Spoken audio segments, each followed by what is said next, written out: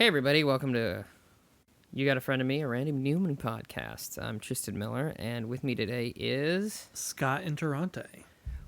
Scott, you and I met doing karaoke.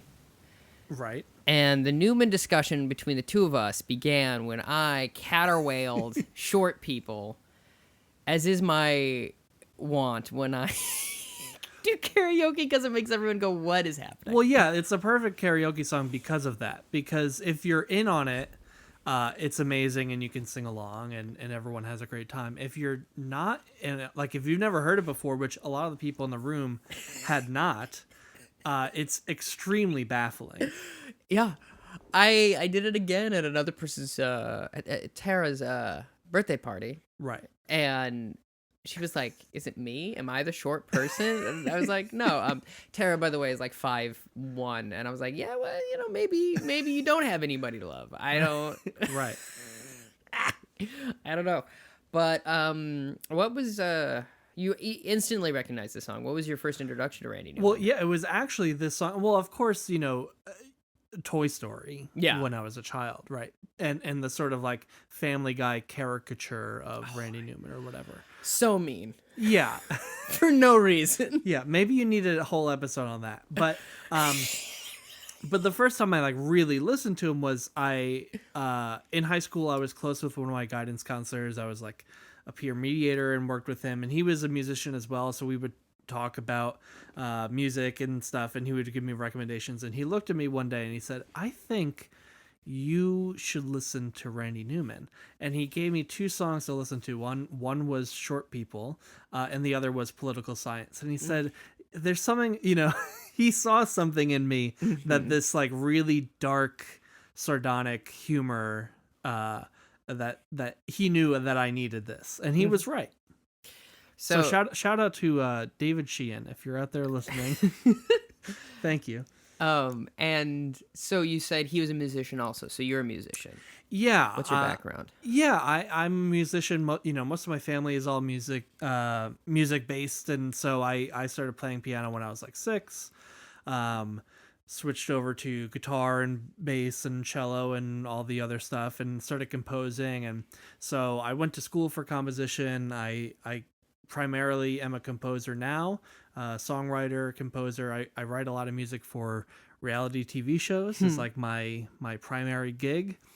Which, like, of course that's a job. Like, of course that's a job. But like, when you said that when we met and you explained that, I was like, oh, wow.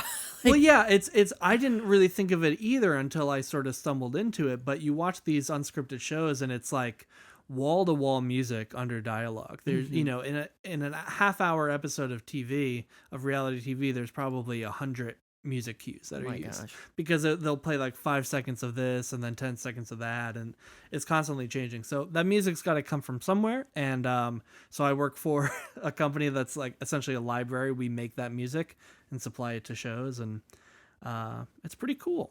How do you go about composing a song?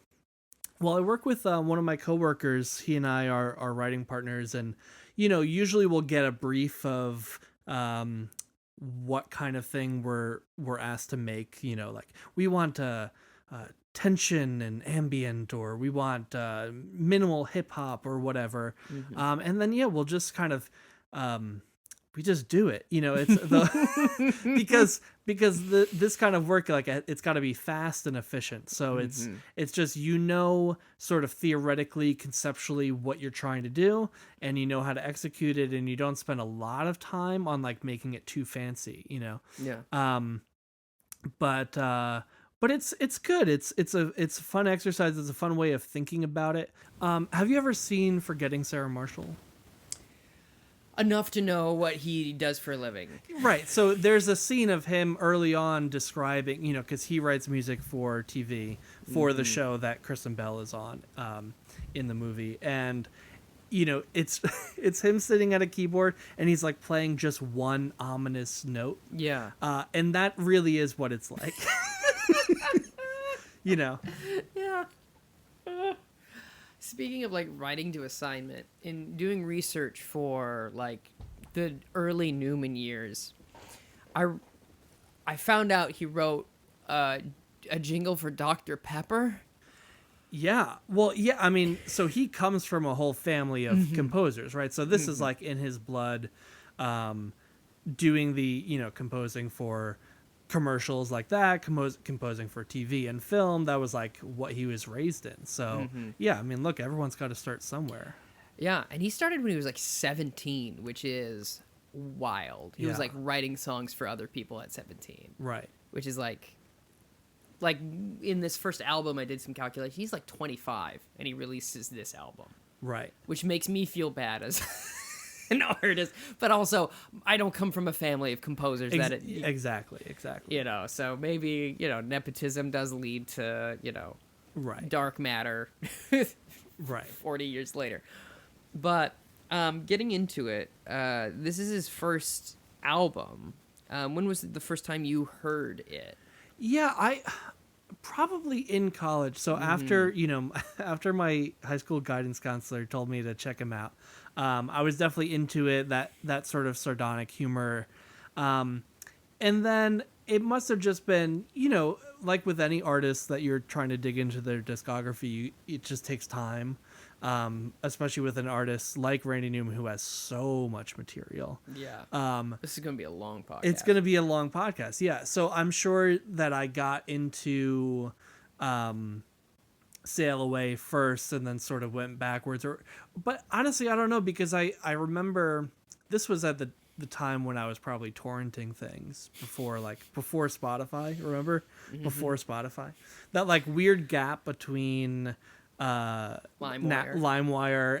and streaming, and I think in those circles, right, like when you're on like a torrent site, it's all people who are like real like music heads and hipsters or whatever, right? So I think there was this, because this album is kind of like a cult classic, right? It's one of those like, oh, if you're like in the know, know that this album is really cool, right? So I may have heard it early on in my discovery of him because it is like, it's so weird, it's so so weird, right? But it's this big orchestral rhapsodic collection of these weird songs with his weird voice and his really unique approach to songwriting, and it really sounds unlike anything else. Even the next album, 12 Songs, is like completely different sonically. Yeah, absolutely. And I was listening to an interview with Randy the other day, and he was talking about this album where he was like, I went overboard with the orchestra. Yeah. There's too much. There's too much in it. It all sounds like, what is that? Sleigh Ride. It all sounds like Sleigh Ride, right? Right. And he admitted to that, and he goes, well, part of it, I feel like, it was insecurity. Right. Where he was like, this is my first album. I know I can put an orchestra in it. And number one, that was also popular at the time. And then secondly, I was like nervous that if I covered up my own voice with a violin, right, maybe people would forgive me. Right. And even just outside of his voice, which is obviously it's very distinct. Yeah, sure. Even outside of that, I think that insecurity is maybe in the songwriting itself too, where it's like, well, if I go so over the top in these arrangements, it's almost like, where is the song even anyway? Right. And I, because as a songwriter, like I feel that same sense too, right? If I, when you have that insecurity, it's like, oh, well, if I make this arrangement so crazy and out of this world and so quote unquote impressive, then it's like people are focusing on how impressive it is and don't get to the point of like, is this a good song? Of course, these are good songs, right? And when he, obviously other artists have played these songs. He has done, his songbook albums with just him playing piano. Yeah. And it's a lot of these early songs too. And you can really hear like, oh, of course, these songs are incredible, but you totally get that insecurity. And one thing I was thinking about is, so this is, what year is this? 1968. This comes out, right? Yeah. So in that time, he's in LA and he's hanging out with other musicians, Harry Nilsson, I think we're going to talk about later, and another musician, Van Dyke Parks, who was working with Brian Wilson on the Smile album, the sort of post Pet Sounds era Beach Boys album, this very big, ambitious project that ultimately never got released. And then Van Dyke Parks released his own album in 1967 called Song Cycle, and it's the only other album that I can think of that sounds like this, right? Where it's like these elaborate songs with these way over elaborate orchestrations, very little semblance of like a band or a rock song, you know. And the first song on that album is called Vine Street, which is written by Randy Newman. And so I think he was sort of in this scene. That album had come out, and I think he, you know, was like, oh, I can do that too. You know, this sort of elaborate orchestral pop album. It's certainly unique, and I think really good, but it's dense. It is very dense. It almost weirdly, and there's a couple of reasons I feel this way. It almost kind of reminds me of, you know, Welcome to the Black Parade by My Chemical Romance. Yeah. It feels very similar to that, of like, oh, there's a lot going on. And so it kind of forces you to listen to the album more than once. Right. In a way that is both good and bad. Oh, absolutely. Even, you know, when we were talking about doing this episode, I've been re-listening to this album a bunch this week, and because I was very familiar with it, but it's been kind of a long time since I've really sat with it. Mm-hmm. And when I first listened to it, you know, maybe a week ago to prepare, it was intimidating, like just sonically. I was like, oh, this is much more dense than I remember it being. And then as I've listened to, you know, 4 or 5, 6 times this week or whatever, on my way over here, on my way over here, listening to it again, it just felt viscerally different because, you know, I could hear the songs clearer because I was more used to them. Because I think when you first dive in, it's so overwhelming with the strings and the compositions, everything, his voice, and then as you get used to it, it's like, okay, I can see the trees better. Yeah, there's, I can't remember what song it has, like it has castanets at one point. I'm like, what is happening? Castanets and guitar as well, which, like, specifically the touchstone for a lot of folks is obviously the Pixar films, but also like his later stuff where it's mostly just him with a piano, and like to hear a guitar in a Randy Newman song that wasn't like electric for me was like, what is happening? Again, it's the 60s. We're coming out of the folk movement. You can hear in his voice, he hasn't quite developed it into the thing that Family Guy parodied. Right. But you can hear like elements of Bob Dylan in it. You can hear like how he, you know, throws away a note. Does that make sense? Oh, absolutely. You know, so you can absolutely tell it was 1968. Yeah. And yeah, I think it's because my first experience with this album was I received it as a gift on vinyl because I was like talking about how much I like Randy Newman, and as a bit to kind of make fun of me. Someone was like, here's this. I was like, thank you very much. Like, I'm going to go home and listen to this. I was like, what a weird prank to be nice. Right. Okay. But I put it on, and the first track is, you know, Love Story, parenthetical, You and Me. And I was like, what the hell is this? Because I was expecting, like, you know, Life Has Been Good to Me, or like the Monk theme or whatever. And I get this, like, almost Beatles-esque harmonics. Yeah. And a great song. Yeah, and so Love Story, parenthetical, You and Me, has this, like, again, there's this sort of weird, not quite like Sgt. Pepper's harmonics there, but it's about a guy who is proposing, I guess. He's like in love with someone and he's like imagining. Right, imagining the sort of, well, you know, I guess to take one step back, right? So many of Randy Newman's songs are these sort of character pieces, right? This sort of like, quote unquote, real Americans, right? for better or worse, as you'll get to throughout his discography, right? But so to me, thinking about this song, it's a sort of like, almost on the verge of sarcastic portrayal of like the traditional idyllic, like, American dream, right? Of like, you find this girl and, you know, you like her dad and you like her brother and she's pretty enough, and you get married and you work, and then you retire and your kids send you down to Florida and you play checkers and you die. And then that's it, right? Yeah. And it's this very like unromantic portrait of this is what life is. This life. Yeah. But of course with this absurd arrangement.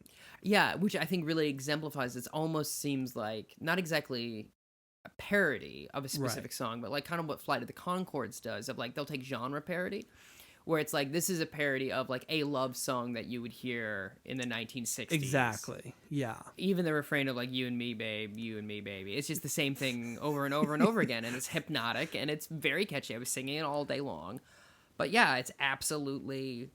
But you even get like little jokes in it, in as much as like there's a line where it's like, we'll have a kid or maybe rent one. He'll have to be straight. We don't want to bent one. Right. It's like there's kind of, you know, a double entendre. There's a double meaning in that. It's like we want him to be straight as in straight-laced, straight as probably not homosexual. Right. And then also thirdly, like now I can say, you know, a bent one as if there's something wrong with him. Yeah. Well, and then that line is followed up by, you know, maybe he'll be president if things loosen up. Exactly. You know, and I was thinking like, yeah, I guess I don't feel confident enough about like 60s slang to be like, is he actually talking about having a gay son? Is that what those references? Or is it just sort of more general? Yeah, I don't know. Is Randy Newman saying that Pete Buttigieg is his son? Yeah. In this? And you know, have things loosen up for that? I guess not. Not yet.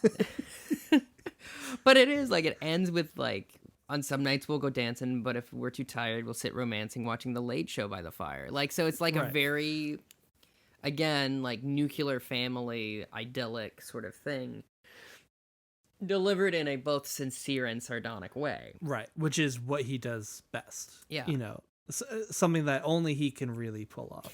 And I think which leads later on in his career to some confusion as to whether or not he is being sincere. Right. Which admittedly is kind of on him, but also is mostly on idiots. Well, yeah, but I think that line is intentionally blurred a lot of the time. 100%. I do agree. Because it is also like without context of knowing who, like even a song that I'm going to cover later on, like I Love LA. Right. They talked, the Chamber of Commerce of Los Angeles thought of making that the national, like the city song, right? Right. But it says, look at these mountains, look at these trees, look at that bum over there, he's down on his knees. Like it's, and when he's like naming streets, they're not good parts of Hollywood. Right. When he goes, 6th Street, that's it. It's like, like it's so clearly snide. Right. And for people to be like, oh yeah, we're gonna play that at Dodgers games. Like, right. Like, well, it's very like, you know, the Bruce Springsteen Born in the USA paradox. You know, where it's like, oh yeah, if you're not paying attention, this is like a woohoo America song, and if you pay even the slightest amount of attention, 100%. But then of course, like you have more extreme songs like My Life Is Good, right? Where it's like this is sarcastic. Right. And I feel like there's a correlation between how much he's singing to how sincere he's being. Does that make sense? Or how sincere it seems, at least.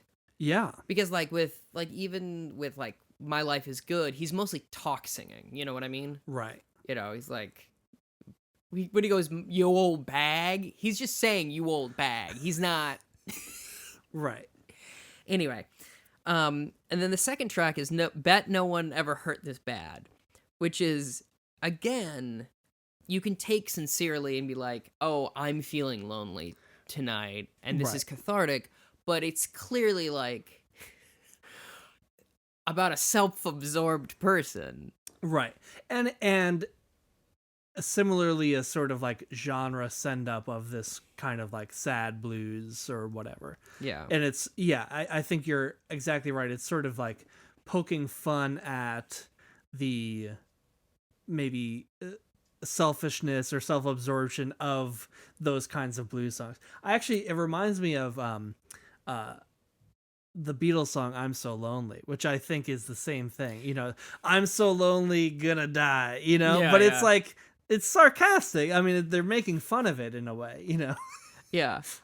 I mean, like, it is, like, even the opening verse is sit by the window and watch the rain, hear it beating on my window pane. Well, it makes me so sad.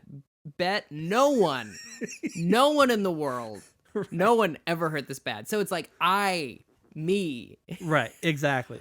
Yeah. which I think it's pretty clear cut there. But again, the orchestration is, like, fascinating. Yes. Yeah. And then the next one, Living Without You. Which is an incredible song. Absolutely. For whatever reason, I'm having a hard time remembering what it sounds like off the top of my head. Oh yeah. Do you want to play a little? Yeah, we could play a little. Let's see if we get the rights to that. Oh, right. So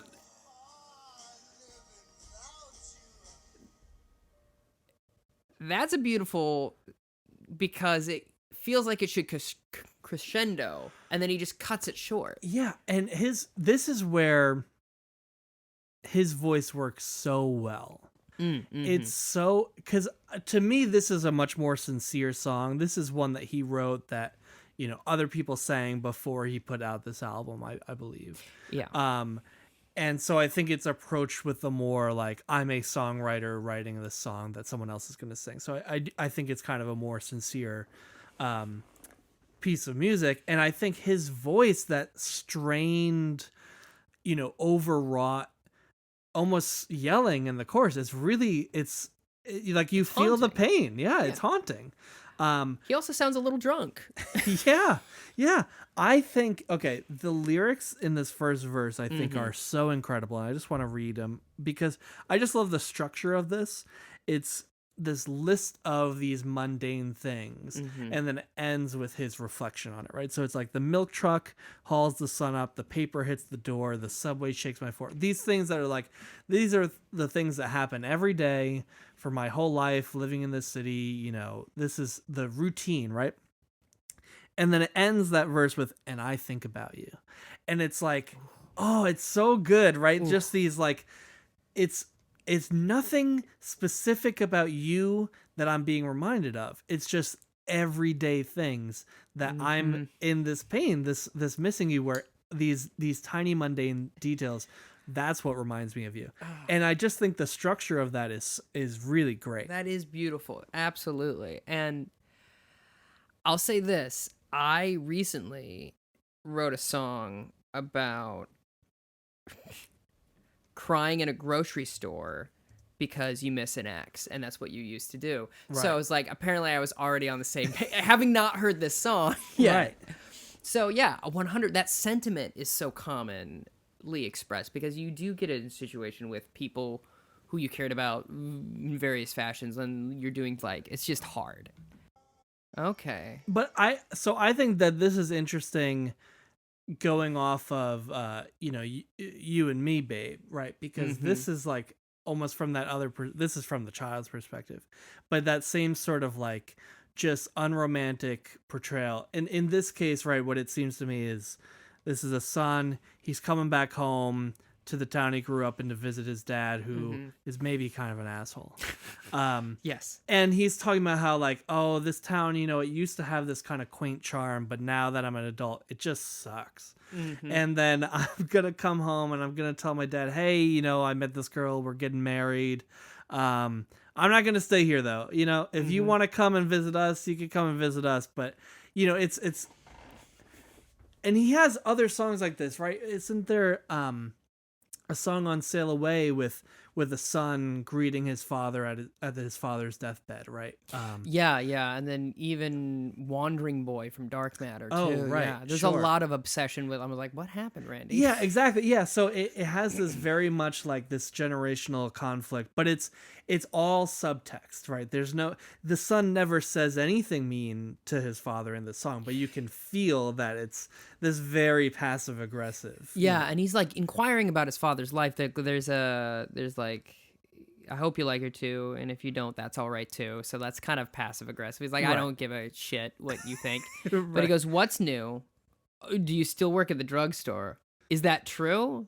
Still polishing the same floor. I miss my good old dad, but I'm glad to see you. Right. You know, and so it's like, oh, you haven't changed at all. Right. That's sad. You should be sad for yourself.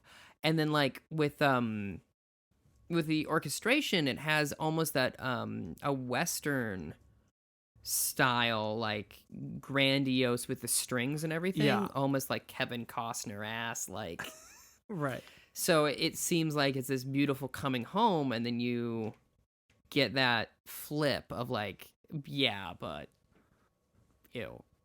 Yeah, exactly. Yeah. And then the next one on the list is the one you really wanted to talk about, which is I Think He's Hiding. Yeah, so this one I think is really interesting for a few reasons. The first is that it sounds much less like the rest of the album, right? It doesn't have a whole lot of orchestrations. It's a much more like piano, some electric guitars, some drums. You know, it's like a much more pared down thing that we will hear more on like 12 songs and on his other albums.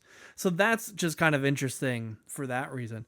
But then I think this really sets up a theme that he revisits a ton in his career, which is faith and Christianity and God, right?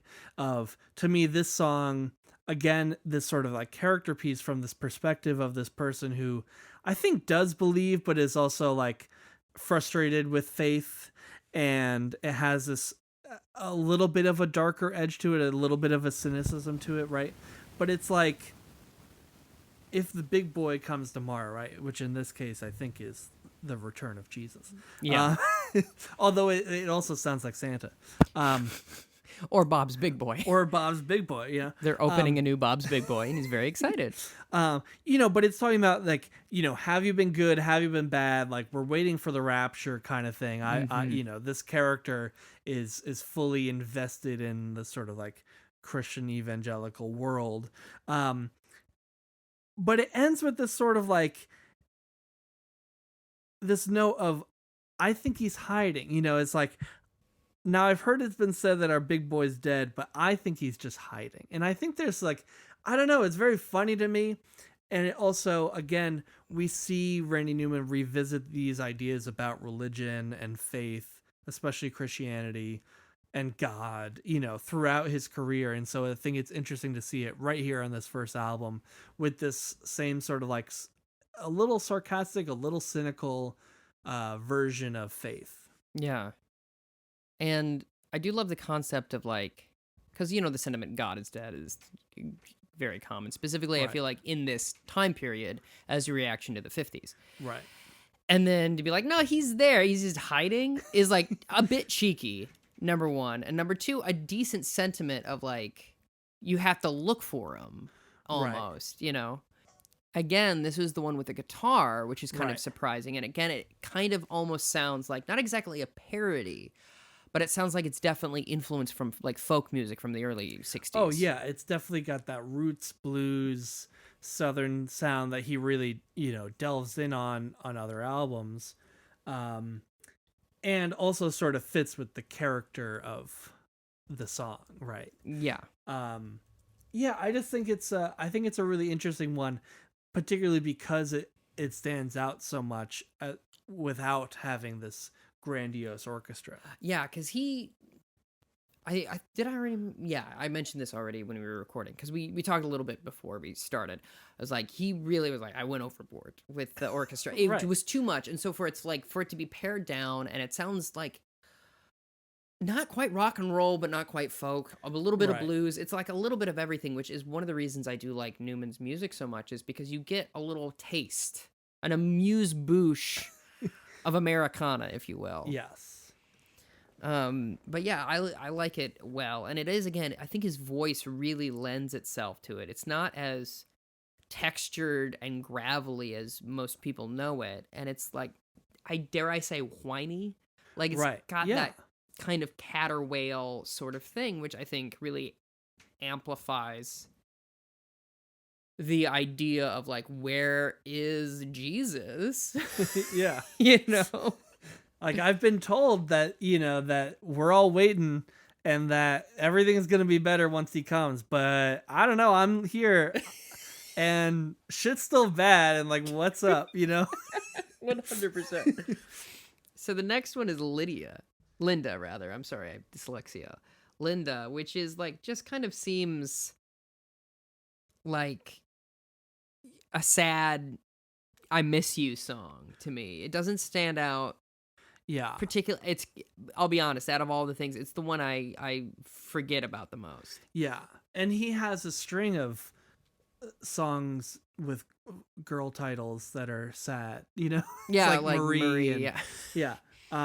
So yeah, I kind of agree. This is definitely sorry to say, Randy, I know you care a lot about our opinion, but this one's a bit of a skip. Yeah. It's like it's good, but I'm not going to go to it. Specifically when the follow-up is Laughing Boy. Right. He does this a couple times in the album, an emotional whiplash. Because you go from Linda that's like, oh, I miss you, I love you, and then it goes immediately to ba-da-ba-ba-ba-da-ba, da-da-da-da, ya-da-da. Like, yeah. I want to play the introduction to Laughing Boy. No, that was great. Thank you. I appreciate it. Desperately, I'm trying to be the new Newman.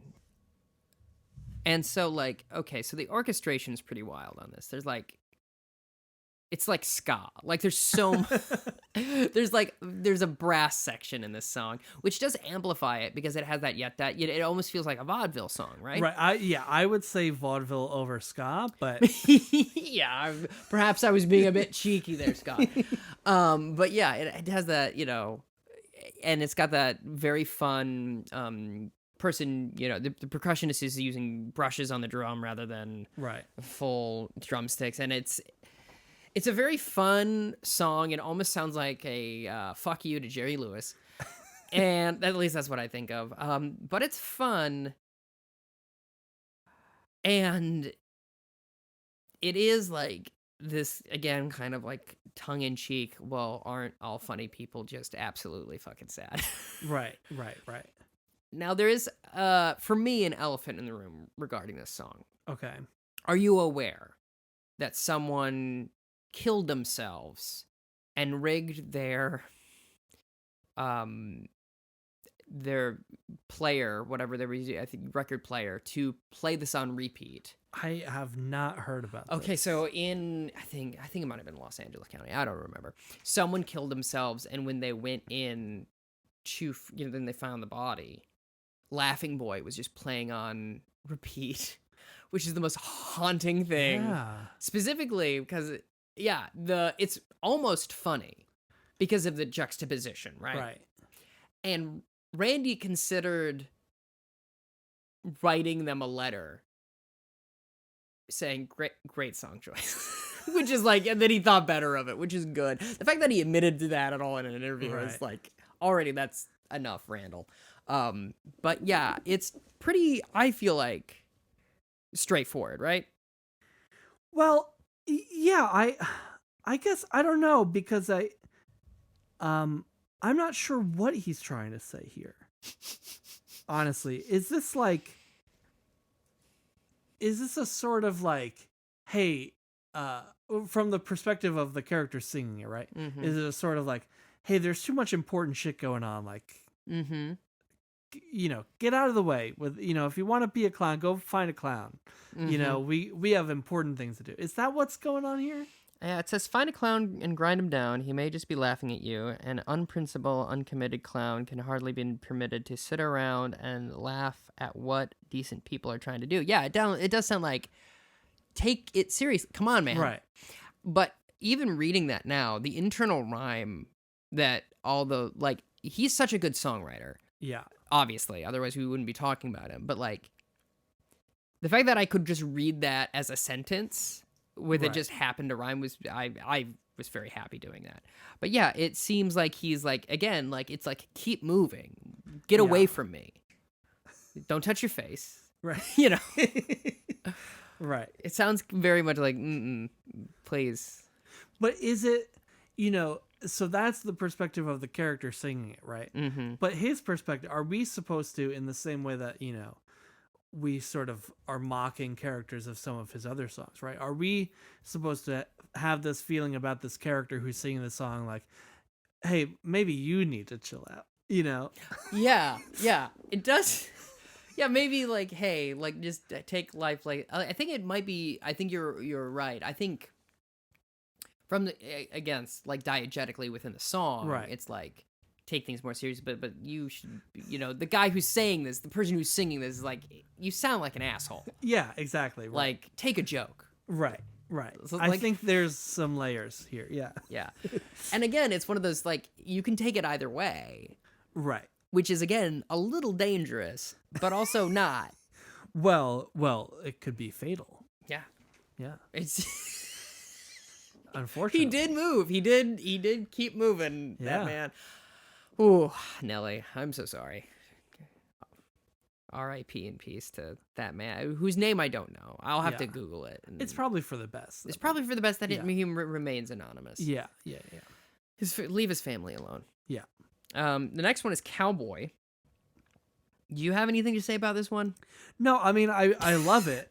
No. I don't know that I have anything interesting to say about it. It's cool to like slow things down a little, get this fairly expansive Aaron Copland kind of arrangement. Mm-hmm. But I think, it's just it's like, you ever thought about a cowboy? Yeah, it's exactly that. I think it's like we were saying earlier, right? He writes these sort of character portraits, these very, he's obsessed with the sort of American characters, big and small.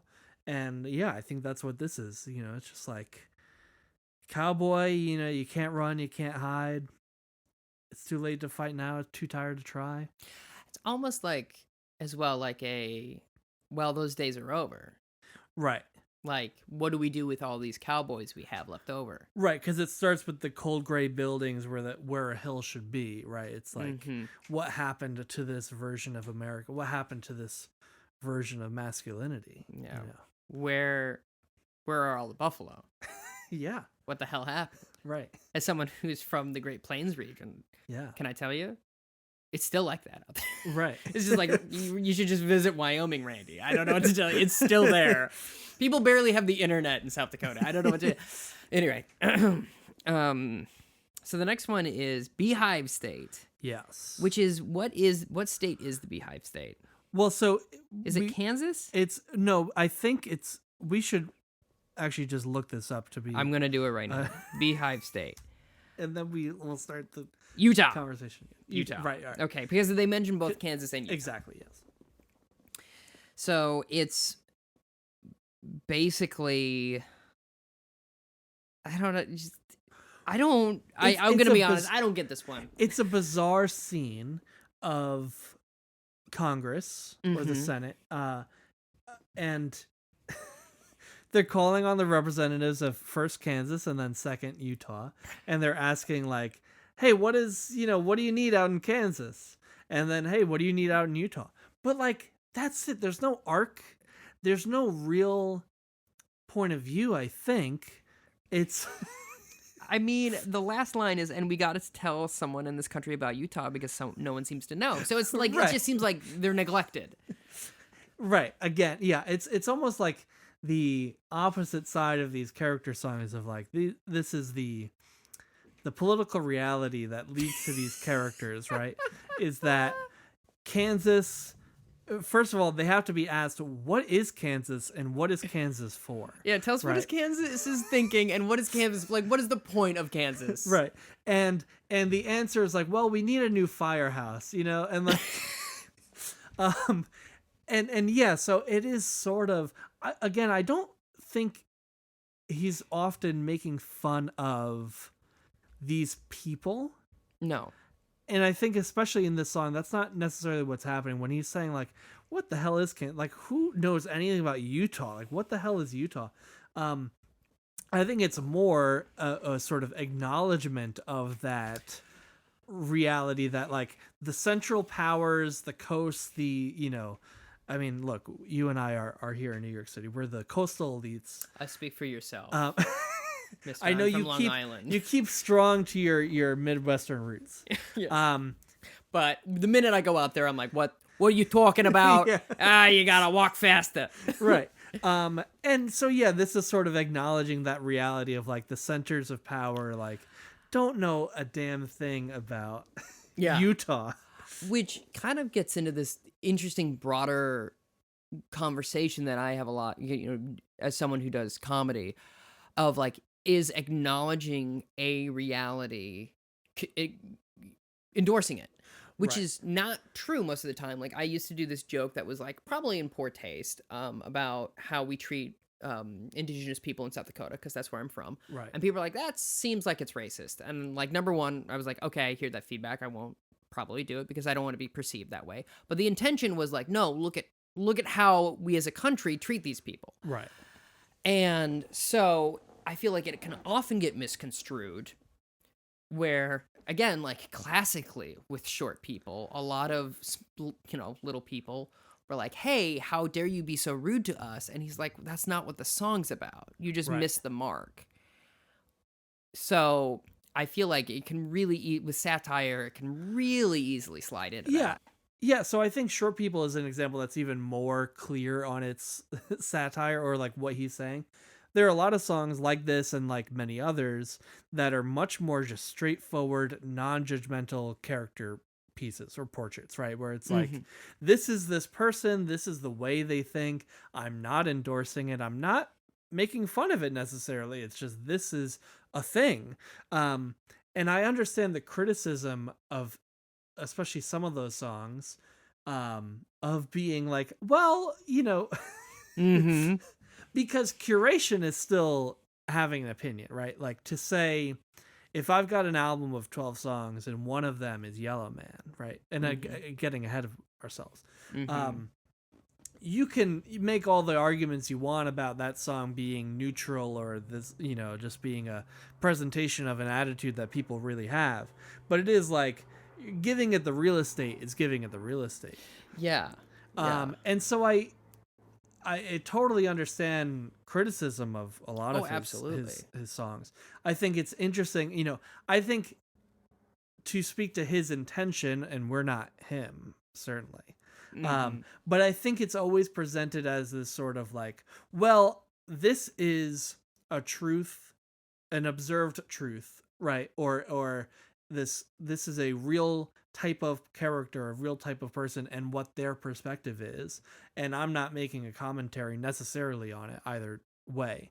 And I think that is often his intention. And whether you agree or not with like that as a technique is separate. But I do think that's where he's often coming from.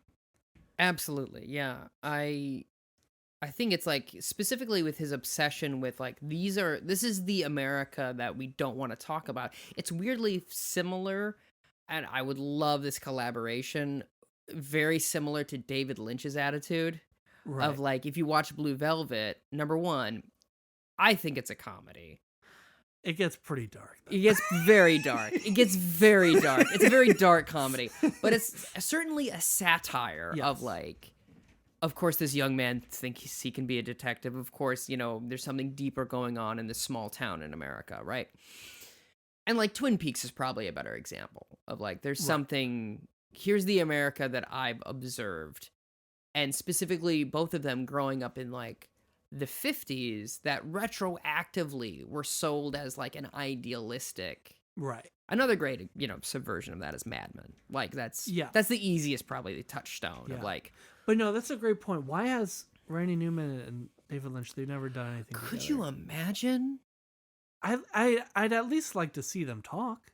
I would love that. Two old geezers just like going, so what was it like growing up in the 50s? Like, cause that would be so good. Forget him and Interpol. Come on. Like him and Newman. Yeah. Minus the NFTs.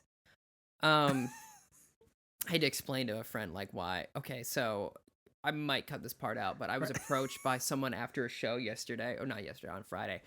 There's someone's doing NFTs for like comedians. And I'm like, this is number one, the stupidest thing I've ever heard. It won't last long. Number two, I'm not contributing to that negative environmental impact. Right. And also, like, no, they better buy the whole album. Like, fuck you. Right. You can buy a tweet. Like, I'll sell you a fucking tweet, my guy, but I'm not going to sell you a joke. Right. Right. Anyway. To own the joke. Yeah, that seems messed up. That seems messed up. Yeah. So the next one we got, and we're probably going to dedicate a separate little mini episode to it if we need to, of I Think It's Gonna Rain Today. Right. Which is a song he wrote before he put it on this. He wrote it for, I can't remember whomst. It seems Judy Collins is the first person to sing it. Right. But a bunch of people have. Nina Simone, Peggy Lee, Joe Cocker, Peter Gabriel. Yeah. A bunch of people have covered this one. And it's a beautiful song. And so I think at its core is just the concept of bittersweet.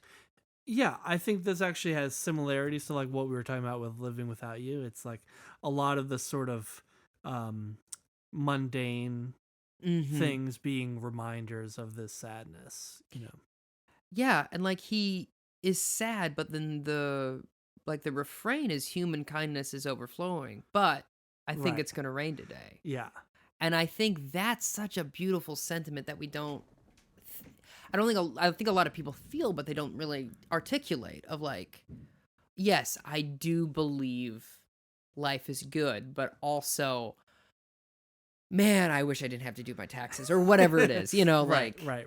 you know, and it's such a beautiful song and it's so well orchestrated and it's also so simple. Like I was saying before we recorded, I learned how to play it for this. Yeah. And the chord progression is really easy. It's all like, it's mostly fourths. Right. Which makes it really, I don't know, it's easy to follow melodically. And it's really, I don't know, it's just very touching. Yeah. And yeah, compared especially to a lot of the rest of this album, which is not just in terms of the orchestration, but compositionally as well. There are a lot of songs that are much more complicated and you know, going through a lot of things. This is so, you know, on a compositional level, so stripped down and simple. And of course, this version of it still has this very lush orchestration.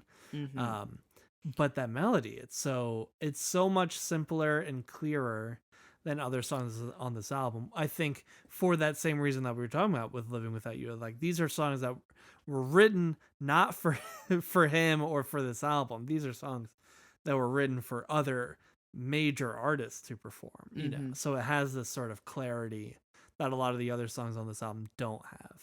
Yeah, and I think two things in terms of like, again, the orchestration of it is also like it goes to minor chords only when it needs to, but it also really like, for example, with like when it says human kindness is overflowing, that's on a F sharp minor and then it goes to a D. So you get that wistful, like when he says human kindness, it's in a minor chord, which is like a weird cognitive dissonance that you get as a listener. There's another thing about it. Gosh, how embarrassing to forget a thing. But it is like, oh right, if you've ever heard like the Songbook album version of it, right, where it's just him and the piano, it's so beautiful and so straightforward and like simple but deep. And then also, even with like the human kindness is overflowing, it sounds like a spiritual. Yeah.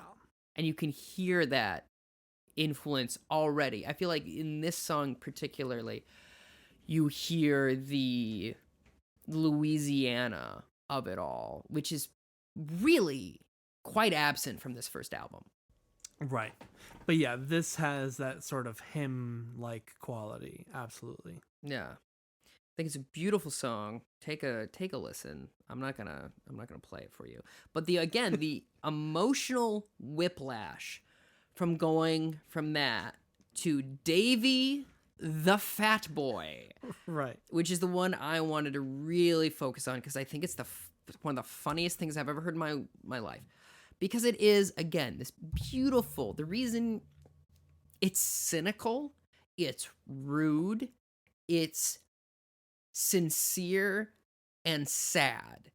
And I think complicated emotionally, but also so stupid. Does that make sense? Yeah, absolutely. Because it is like, if you look at it, it's like this guy, number one, Randy is screeching. He is yelling. He's like, I've been, like he's at the top of his lungs. He's saying, I've been his friend since we were little babies. I was a comfort to his mother and a pal to his dad. Comfort to his mother implies like some sort of like interesting relationship there. Right. Before they passed, they said, please take care of our old Davy. You may be the only friend he ever will have. And you're like, oh my gosh, what is going on? Right. Why what's is that? wrong with Davy? Yeah, what's wrong? And then it just hits him with Davy the Fat Boy. And you're like, wait, what? And then he says it again, Davy the Fat Boy. And then he asks a question. Isn't he round? Isn't he round? And then the next line is, what does he weigh, folks? Right. Implying, so... Right. He's taking him on the road. Exactly. His parents entrusted him with this child. And the first thing he does is like, hey, I got to make a buck. Right. He goes, what does he weigh? Can you guess what he weigh? Not what does he weigh again. Right. Can you guess what he weigh? It's only a quarter. That's the thing. It's very affordable to guess this young boy's weight. Win a teddy bear for your girlfriend or something for the wife. You've got to have this fat boy in your life. And he's like full belting. It's like, you got to have this fat. And it's so good. And he wants this quarter from this audience so badly. But then he hits him and the time signature changes. Right. From 4/4 to 3/4. And it goes, I bet we can persuade him to do his famous fat boy dance for you. Give him half a chance. I just know you'll love my fat boy's dance. And it's that like kind of papa, like, you know, so he's clearly trying to trick Davy into doing like this weird waltzing ballet. And then an orchestration again hits. Right. And it's this beautiful string melody. And then on the songbook version, he plays it on the piano. I much prefer it, but I'm a piano man.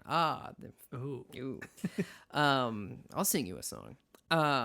But yeah, it's just this clear exploitation, right, of this young boy, and then of course he goes. The last lines are David the Fat Boy, isn't he round?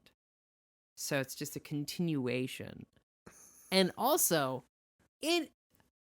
Here's my thing, Scott. This is what he ends on. Right, this is the last... This is the last track. He could have very easily ended with, I think it's gonna rain today. And it would have been poignant and beautiful. And I think there's something about him being like 25 when he's making this thing. And that when you said, I think he's hiding, and you wanted to talk about that, I also thought you were referencing Randy Newman himself. Right. Because I think he is, despite being sincere in some places, you can tell he's a young man, a little afraid to show his hand, right? Hence the orchestration. Hence 2 songs that weren't written for him in mind. Right. And so I feel like this last song being Davy the Fat Boy. Right. I think is kind of a cover up of like that thing you just heard of me like really pouring my heart out. Right. But what about you think about a fat kid dancing though? Right. Yeah, no, I totally agree. And it also, yeah, it wouldn't make sense for it to end on a sincere note. No, it wouldn't. You know, and this is a real, you know, like there are a few songs on this album that really point to things that he'll come back to a lot throughout his career. And I think that this is this is one of them. This is one of the clearest on this album of this, like, here's this portrait of this problematic person that I'm just going to present to you, you know? It's here's a man exploiting someone who, in theory, is his friend, right? Only friend, right?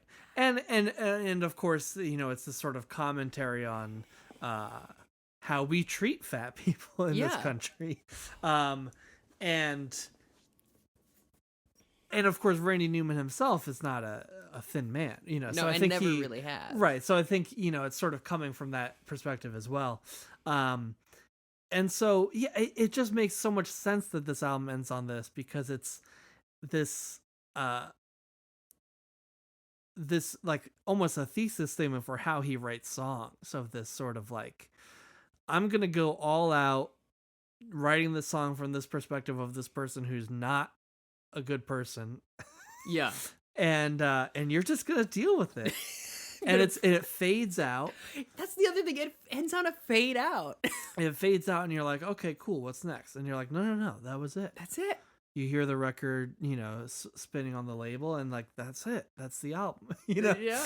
So, yeah, I know. I think it's a perfect ending. I think so too. It's just so, again, just the emotional whiplash of it all, right, is beautiful. And like, as someone who has, within a day, a lot of ups and downs, I'm like, that's fitting. Yeah, that's. I also feel like what's something that really does make me think about this song a lot. Number one, it's so sincere at the beginning, and then for it to immediately become exploitative is so funny and so cruel. But also,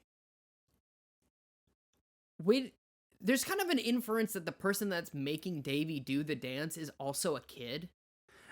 Yeah, they're the same age. Yeah. Exactly. So it's like when he says Davey the fat boy, how boy is that boy? Like, right. So it's kind of like a Huck Finn, sort of like this like 12-year-old trying to make a buck because he doesn't know what to do with like this kid, this guy whose parents just died. Right. His best friend's parents just died. What are we gonna do, Davey? What are we to do? I guess you'll have to dance for money. Yeah, we got to do the truffle shuffle. We're gonna charge people a quarter to guess how much you weigh.